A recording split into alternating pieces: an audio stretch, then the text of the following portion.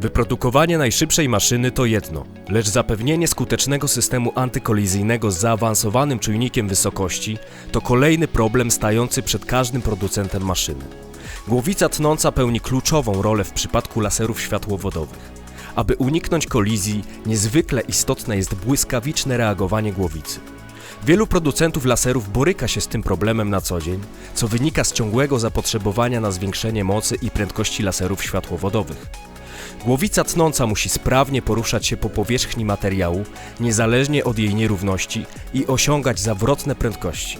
Nasz dział techniczny nie rozleniwił się w pracach badawczo-rozwojowych i po 2 latach prac firma Misera Automation osiągnęła jeden z najbardziej zaawansowanych systemów antykolizyjnych dostępnych dla laserów światłowodowych.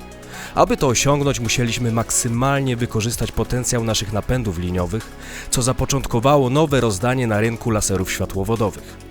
Dzięki naszemu systemowi antykolizyjnemu IHC reakcja jest aż 25-krotnie szybsza niż u konkurencji.